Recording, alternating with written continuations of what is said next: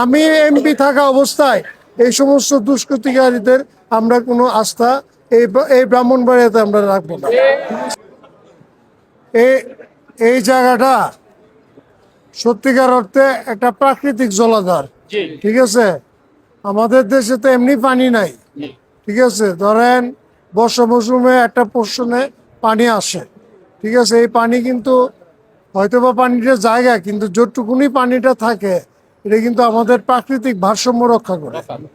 আমি কিন্তু বিভিন্ন সময়ে বলছি যে মাঝখানে যে এটি এনে বলছি যে আমাদের শহরের পূর্ব পাশে যে জায়গাটা আছে এই জায়গাটা কিন্তু একটা প্রাকৃতিক জলাধার। এই জায়গাটায় আমরা কখনোই কোনো আবাসন প্রকল্প আমরা দিব না, ঠিক আছে। এবং মাননীয় প্রধানমন্ত্রীর একটা একদম সুস্পষ্ট বার্তা আছে যে এই প্রাকৃতিক জলাধার কিংবা এই যে পুকুর এগুলো ভরাট করা যাবে না। এটা কিন্তু একটা পরিবেশ আইনও আছে যে এগুলো ভরাট করা যাবে না। এবং এগুলাতে কিছু কিছু ভূমিদস্যু, কিছু কিছু দুষ্কৃতকারী নিজে কিছু কিছু ভূমিদস্যু, কিছু কিছু দুষ্কৃতিকারী নিজেদের লাভবান হওয়ার জন্য এই প্রক্রিয়াটা চালাইতেছে। কিন্তু আপনারা নিশ্চিত থাকেন আমি থাকতে এই প্রক্রিয়া বাস্তবায়ন করতে, ঠিক আছে। কারণ এটা পুরোপুরি একটা প্রাকৃতিক জলাধার। আমাদের দেশের যে আইন, পরিবেশের আইন, এই পরিবেশের আইনও এটা অ্যালাউ করে না, ঠিক আছে। এটা মানে কি বলে এই ধরনের প্রাকৃতিক জলাধার ভর্তি কইরা আবাসন প্রকল্প এই পরিবেশ আইনও এটা অ্যালাউ করে না, ঠিক আছে।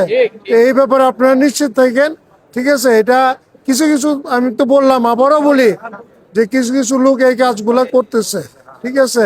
এই আমি এমপি থাকা অবস্থায় এই সমস্ত দুষ্কৃতিকারীদের আমরা কোনো আস্থা এই ব্রাহ্মণবাড়িয়াতে আমরা রাখবো না, ঠিক আছে। ঠিক আছে, আপনারা নিশ্চিত থাকেন এটা নিয়ে আমরা কাজ করতে, ঠিক আছে।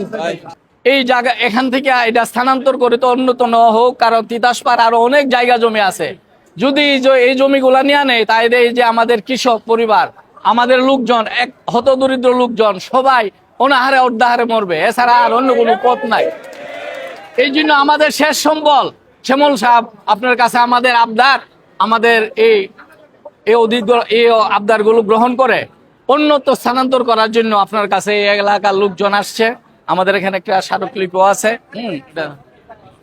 আমাদের অভিভাবক, ওনার কাছে আমরা না জানাইলে তো আমাদের হবে না, কারণ আমরা গরিব দুঃখী হতদরিদ্র মানুষ।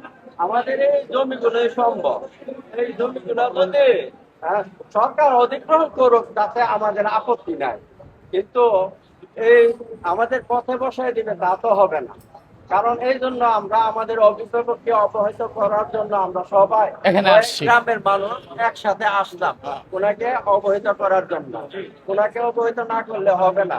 উনি যেহেতু আমাদের গার্জিয়ান, আমাদের এলাকার এমপি সাহেব, ওনাকে আমরা অবগত করলাম।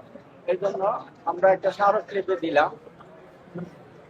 আমাদের কথা হলো উন্নত জায়গা নিয়ে দত্ত খোলার আমরা চাই না। অনুন্নত জায়গা আছে, এই জায়গা নেই তারা, এটা তো আমাদের উন্নত জায়গা। মানে 5 থেকে 6 লক্ষ টাকা শতক আছে, শতক জায়গা। তো কোয়ের 10 শতক, কোয়ের 20 শতক, কোয়ের 1 কেনে এভাবে জায়গা আছে।